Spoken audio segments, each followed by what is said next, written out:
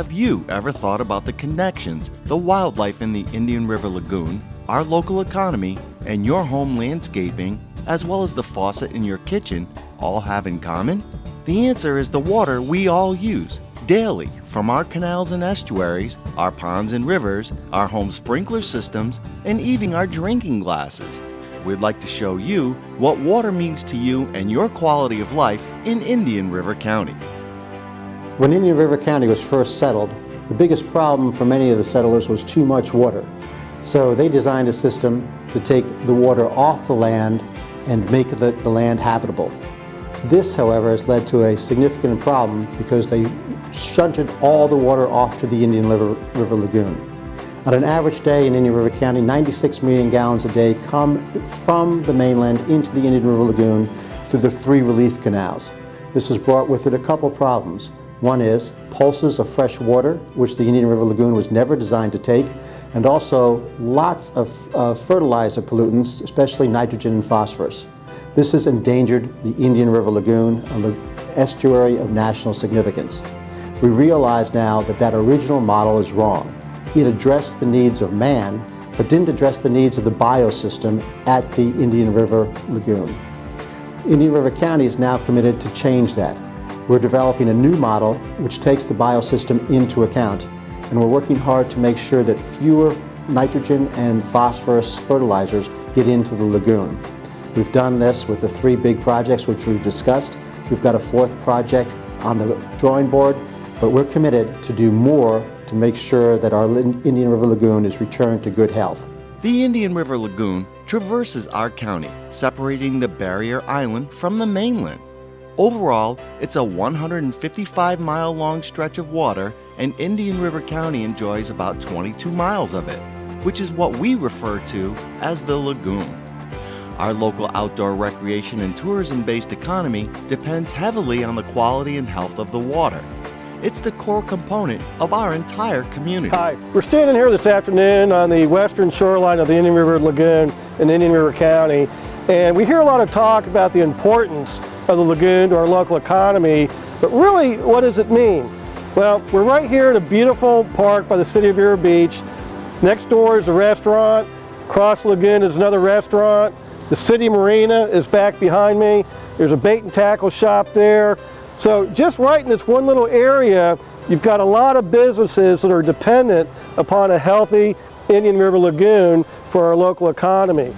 One of the things the county has been doing, we've been very proactive to remove a lot of the dangerous nutrients that are coming into the lagoon. I think you've seen earlier some of the projects we've undertaken, and we're going to continue to do things to improve the quality and protect the seagrasses here in the Indian River Lagoon. And if we don't keep it healthy, keep the seagrasses up, keep everything clean and healthy, we're going to lose that. So it's important, not just for the big reasons, but for the lot of little moms and pops, the tourists that come here to this nice, beautiful park, they come across the bridge and see the lagoon, and they say, you know, this is a beautiful place. I want to live here or bring my business here. So it's the quality of life, the beauty of our environment that really helps sell Indian River County. So we need to make sure we protect it and make sure particularly the lagoon is healthy, clean, and a vibing environment. It is important to know the economic value of our natural systems, in addition to their environmental and aesthetic values, to help justify future expenditures for restoration and conservation activities. There is an undeniable link between a healthy estuary and a strong regional economy and good quality of life. There are many ways we can do our part in fulfilling our responsibility to our fragile water system. Indian River County has several initiatives in place to address the health of the Indian River Lagoon, as well as the inland canals and waterways. Some of the ways we do this is by treating stormwater runoff, removing invasive vegetation and debris from our canals, capturing and disposing of phosphorus and nitrogen particulates, neutralizing the brine generated and discharged from the reverse osmosis drinking water plant, as well as directly treating the lagoon water from the Indian River. This is done through 3 treatment facilities, known as PC Main, Egret Marsh, and Spoonbill Marsh, with a 4th plant in the planning and construction phase, referred to as PC South. Let us take you on a brief tour of these facilities and demonstrate how we are working to protect our lagoon and quality of life.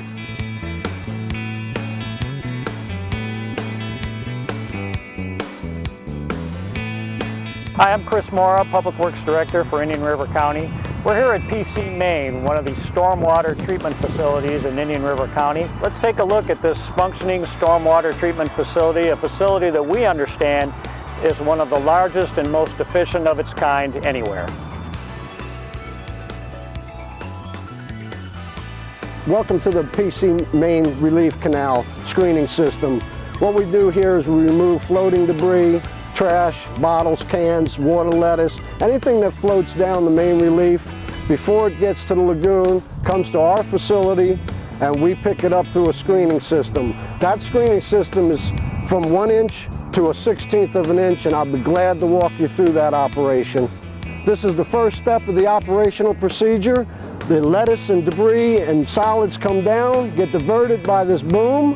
The boom then processes it into the screening system. This is the 1 inch screens. Anything 1 inch and above will get picked up by this screening system. There are 4 main screens. Be conveyed up and dropped onto a conveyor system. That'll take it to the parking lot and into a dumpster. This is the second phase of our screening system operation. What happens here is the scraper arms bring the debris up the screen. The scraper arm pulls it off, drops it into the conveyor belt. The conveyor then hauls it up and drops it into a compost pile and debris pile in the parking lot.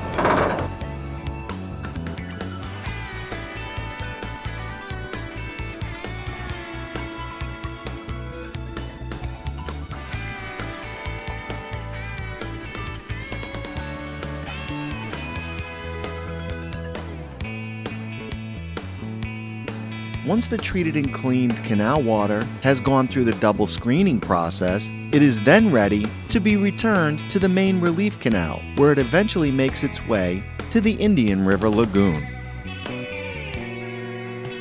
Okay, you've had our tour of the PC Main screening system, and this system is very unique in several areas. One is it's got a very minimal power requirement.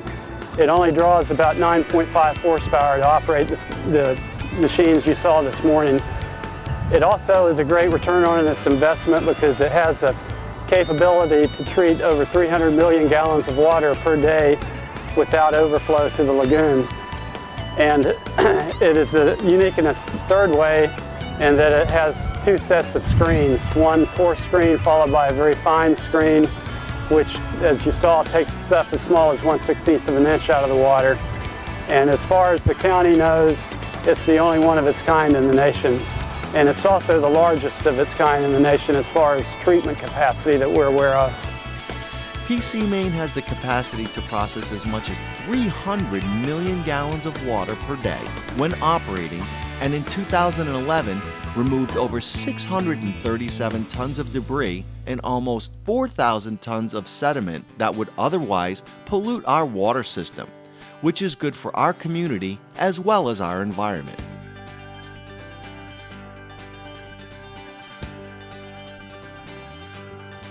While we've done a good job here at PC Main in removing pollution from the canal, you can help us do even better. Man-made debris is constantly entering into the canal system, either through stormwater runoff or dumping.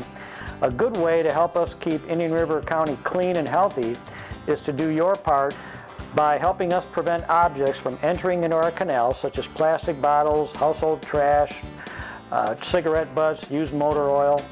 By preventing these objects from entering the waterways, you can help reduce the cost of removing these items, as well as reduce the amount of debris entering our landfill, and help our lagoon stay healthy for everyone's recreational enjoyment.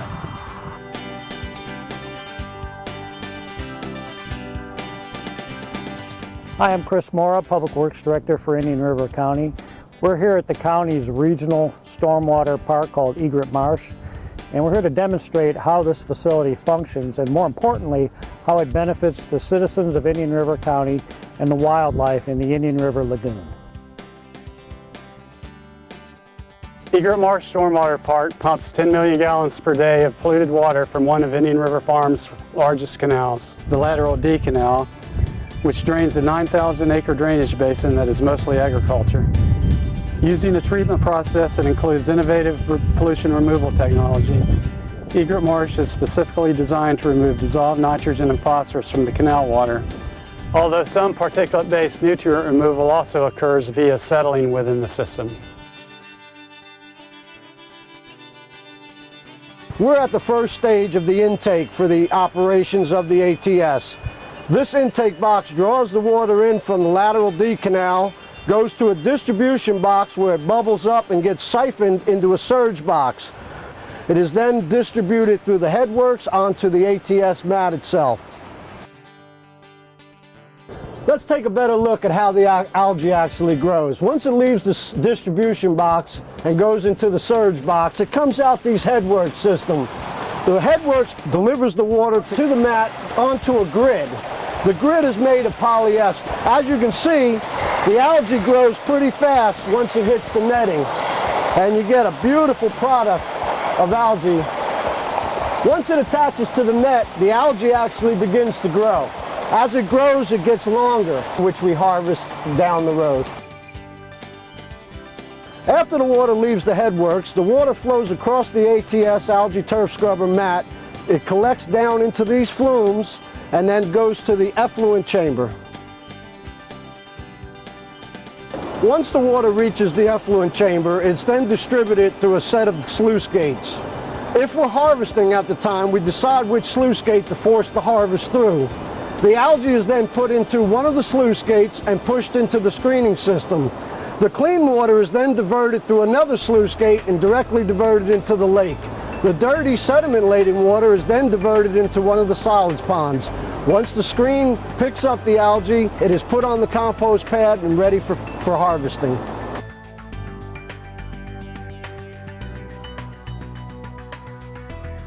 Once the algae reaches this compost pad at the bottom of the screen, we then collect it and mix it to a 3-to-1 ratio of average mulch. We take that and aerate it and flip it for 60 days, once a day for the first week. We then take that compost and add it. After 60 days, we add it to our final compost pile, which you can see behind me. We're now at the final stage of the Indian River County Egret Marsh project. This is the final polishing pond. From here, the water leaves our site, enters the lateral C canal, which goes to the main relief canal, which then enters the lagoon, cleaner water. Egret Marsh Water Pollution Control Facility is a shining example of how good engineering principles combined with eco-friendly planning can accomplish many goals and deliver many rewards to our community and all of the area's inhabitants. In an average year, Egret Marsh is projected to remove approximately 5,300 pounds of nitrogen and 1,500 pounds of phosphorus. That's equivalent to 1,325 40-pound bags of home-type fertilizer with respect to nitrogen, and 750 40-pound bags of home-type fertilizer with respect to phosphorus.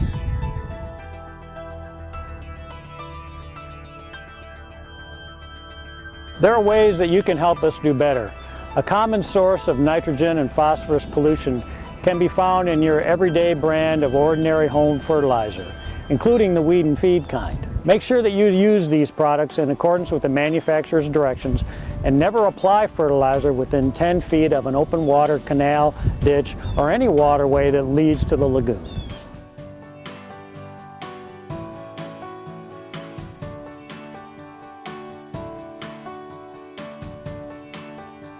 Hi, I'm Chip, and I'd like to introduce you to the Spoonbill Marsh, a project that was constructed by Indian River County that helped them dispose of their demineralization concentrate from the North Water plant. We're standing right now in front of one of the first cells in the marsh system, and we're approximately half a mile from the Indian River Lagoon where we stand. The concept here is unique in the sense that this isn't just to treat the water from the water plant, but it's also designed to treat water from the lagoon.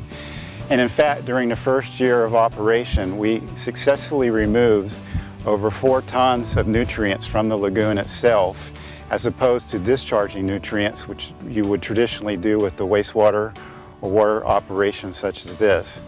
So from that perspective, we successfully started to clean up the lagoon. Just as a general overview, as the water enters the wetland system here, water is discharged from the water plant to a mixing box just off to the corner over here. It's blended with 2.5 parts of water from the lagoon, mixed and then discharged into the wetland system as you see behind me. As the water enters the wetland system here, it passes through approximately 24 acres of created wetlands. One of the major treatment processes in this particular site is that we have established an oyster colony which is rapidly developing into an oyster reef, the same as you would find in the lagoon itself. And through the process of percolating through planted areas and the oyster reef, we're able to achieve the results that I previously mentioned of 4 tons of nutrient removal per year. The water filtration system here that we've had established with the oysters has really worked out to be an exceptional project. We at Semblers have taken oyster and the science behind oysters and the principles behind oysters and farming and raising them for food consumption. We've used the same principles and the same methods. We've had some tweaks, we've had some changes. We've changed the methodology a little bit for an application here at Spoonbill to use it as water filtration. We're going to grab a sample of oysters right here out of one of the mixing ponds. This is a sample of some of the oyster cluster colonies that have been established. Each oyster, as you can see on these clusters, is responsible and filters 24 to 26 gallons of water a day. This colony that you see behind me in the Spoonbill filters approximately 12 million gallons every 24 hours. Very effective, a natural biological filter. Mother Nature has perfected it. We've improved upon it a little bit more, and the successes of this particular program are really something that nobody's ever done before. Indian River's been the first, and this is really the science of where things are going to go in the future. My name's Art. I'm the project manager here at Spoonbill Marsh. Here we are at the heart of the system. This is our pumps. This is where we intake water from the Indian River Lagoon, where it's sent back to the west to be mixed with the brine and put into our mixing ponds for cleaning, where the water is filtered before it discharges back into the lagoon back behind me on this side to the north. And since our inception date, our startup date of August 2nd, 2010, we have averaged 4 tons of nutrient removal per year. That is, the water that's going back into the lagoon is cleaner than when we brought it in and mixed it with the brine and put it into our system to filter. And why that's good for you as an Indian River County resident is cleaner water, which makes for better fishing, better boating, more recreation, snorkeling. It's just good for the environment. In summary, I'd like to say that not only have we successfully been able to dispose of the demineralization concentrate in a very environmentally friendly way by not only disposing of the concentrate, but at the same time actually removing 4 tons of nutrients from the lagoon, but we've also successfully been able to reestablish the salt marsh on this site, mangrove communities, and also have attracted most of the wildlife species that are currently found within the lagoon. So from a practical perspective, this site, maybe in 2 more years, will be indistinguishable from the Indian River Lagoon from a habitat perspective.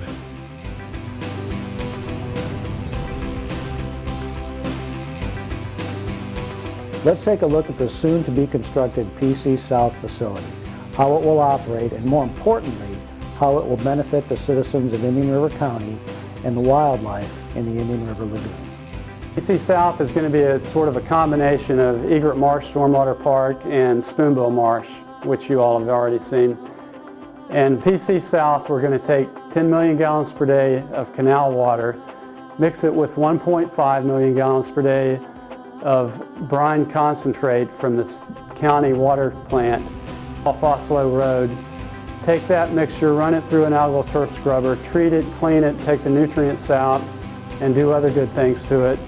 put it through a polishing pond and some wetlands, and then send it on its way back to the Indian River Lagoon. And the reason we're doing this is, one, to clean up the water plant discharge so it's environmentally friendly, and two, to help the county meet pollution removal requirements for stormwater treatment to try to clean the Indian River Lagoon and restore its health.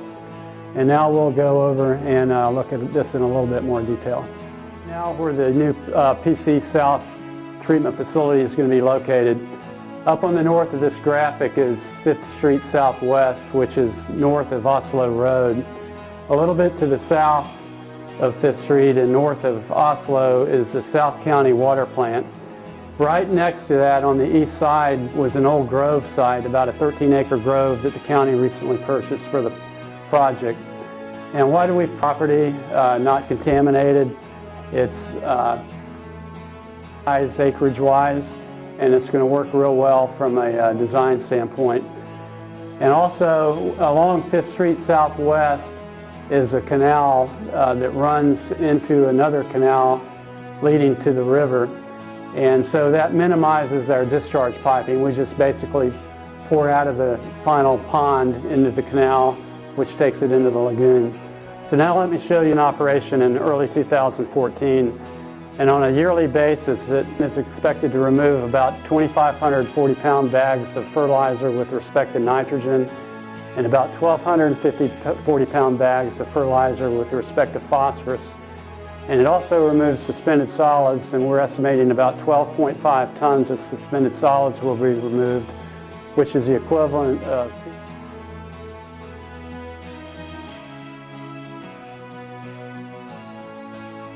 You can do your part by helping the county keep these canals clean.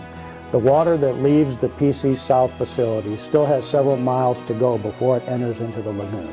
If you can help us by keeping the canals clear and free of debris, it would really go a long way to keeping the lagoon healthy.